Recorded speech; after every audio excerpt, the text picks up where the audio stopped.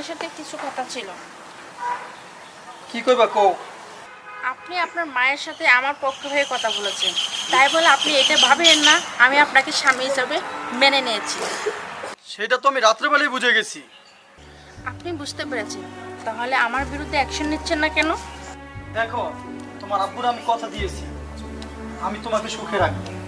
তোমার মতো মেয়ে আমার মতো চাষাকে মেনে নিতে পারতা না তা আমি জানতাম না। আপনি একেতে চাচা আর একেতে মুরুক্ষ। আমি গরিব ঘরের মেয়ে বলে আমার নিয়তি এসব মেনে নিচ্ছে। সৎ মায়ের ঘরে থাকলে বুঝতে পারতে কত চাপ। আচ্ছা, তুমি বলো আমি কি করলে খুশি হইব? আপনার কিছু করা লাগবে না। আপনাকে দেখলে আমার মাথার ম্যাগজটা গরম হয়ে যায়। আপনি বাড়ির বড় ছেলে, সারাদিন খেতে খামারে কাজ করেন।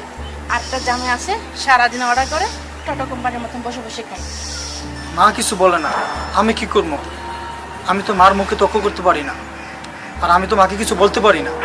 মা যেটা ভালো মনে করে সেটাই আমার জন্য ভালো। আচ্ছা তুমি কও, কোনো সন্তানকে কোনো মা কোনো সময় অমঙ্গল চায়?